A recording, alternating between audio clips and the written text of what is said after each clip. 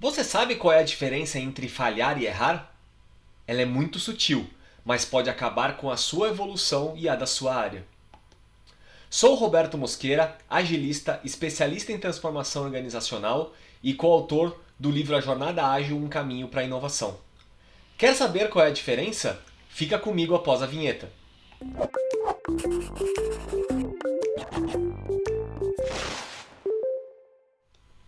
Seja bem-vindo ao canal Desbloqueia. Se você já é inscrito, legal tê-lo aqui novamente. Se você não é inscrito, clique em inscreva-se e no sininho para receber alerta de todos os nossos vídeos.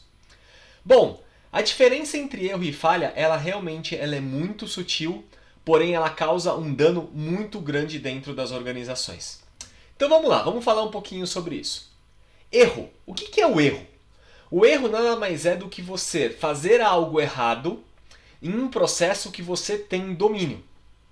Ou seja, se eu sou responsável, por exemplo, por analisar e pagar ou recusar o pagamento de um reembolso de um plano de saúde. Então eu recebo dos clientes do plano de saúde uma nota fiscal de uma consulta médica e eu sou responsável por avaliar se aquilo ali faz sentido, se o plano de saúde deve pagar o reembolso ou se ele não deve pagar.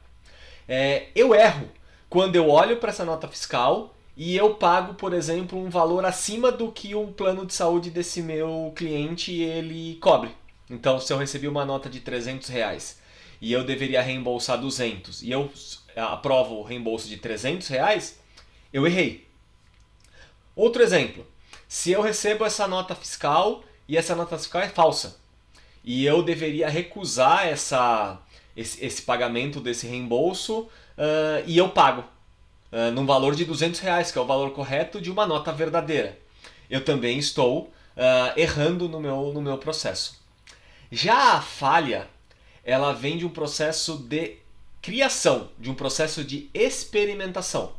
Então, mantendo esse exemplo do reembolso do plano de saúde, se todo o processo ele é manual e aí a gente resolve criar um aplicativo onde o cliente ele vai enviar todas as fotos do recibo, da nota fiscal, do lado do médico e por meio desse aplicativo e eu recebo aqui na minha tela e o sistema ele já faz um escaneamento dessas imagens, ele já coloca todos os dados no sistema, já faz os cruzamentos e ele já dá o parecer, o sistema já dá o parecer se o reembolso é devido, se não devido e qual é o valor. Esse é um processo de inovação, é um processo de inovar o processo, de fazer diferente, de ser mais lean, de fazer mais com menos, mais rápido, com menor chance de erro. Porém, a gente faz os testes, esse sistema está funcionando super bem, e aí quando a gente implanta isso para os nossos clientes, eles têm dificuldade para fazer o processo inteiro. Muitos clientes eles não têm familiaridade com smartphone, por exemplo, num plano de saúde mais de idosos, e eles não conseguem fazer esse processo automático e eles começam a reclamar na nossa central de atendimento. Isso faz com que a gente falhe no nosso processo de inovação. Ou seja, a gente atendeu uma parte dos clientes, então alguns clientes ficaram satisfeitos com essa inovação, com essa tentativa de inovação, e uma outra parte dos clientes ficaram furiosos porque agora eles não conseguem mais solicitar o reembolso da consulta médica deles. Então, essa é a sutil diferença entre erro e falha. O erro ele acontece em processos que a gente tem domínio e que a gente não deveria errar, e a falha acontece quando a gente está buscando evoluir, quando a gente está buscando fazer algo novo, quando a gente está buscando fazer algo inovador.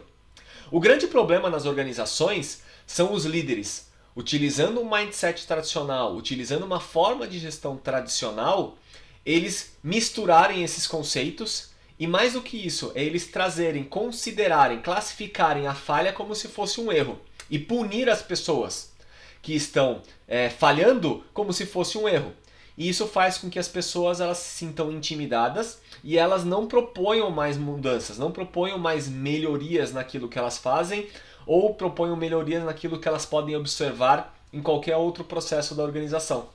E isso faz com que as organizações ou as áreas fiquem completamente estagnadas. Fiquem, que a gente fala no jargão popular, ficam correndo atrás do próprio rabo, ou entrem num círculo vicioso. Ou seja, as pessoas elas entram numa zona de conforto total, onde elas vão ser responsáveis apenas por fazer aquilo que elas fazem todo dia, sem nenhum incentivo a criticar positivamente ou propor mudanças. Bom, e como é que a gente olha isso no nosso dia a dia? Aqui eu trago para vocês um framework, uma representação gráfica de um conceito criado por dois ex-sócios da McKinsey, que trouxeram isso no livro Três Horizontes da Inovação. Então esse aqui são os três horizontes da inovação de uma empresa, onde o horizonte 1 da inovação nada mais é do que melhorar os processos atuais para que a empresa ela continue rentável. Então é preservar e otimizar aquilo que está dando certo hoje. E é aqui onde não podem ocorrer os erros. É aqui onde temos todos os nossos processos e esses processos eles precisam ser otimizados. Eles precisam reduzir a quantidade de erros, a gente pode reduzir a quantidade de tempo que o processo leva para ser feito, ou a quantidade de pessoas, ou a quantidade de recursos que são necessários para que esse processo ele aconteça. Né? Ou seja, aqui a gente vai preservar a margem de lucro, a lucratividade da nossa área, da nossa organização. No horizonte 2, é onde a gente começa a tentar fazer diferente no nosso modelo de negócio.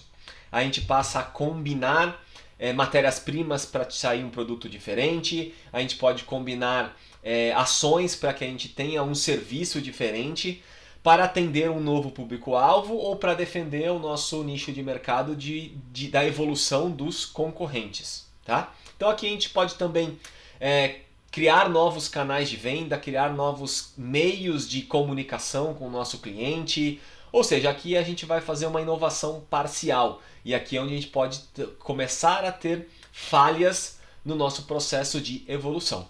E o horizonte 3 é o horizonte onde a gente trata a disrupção. Ou seja, é aqui onde a gente vai buscar coisas completamente diferentes, completamente inéditas na nossa empresa ou no mercado que a gente atua. E é aqui onde nascem as startups.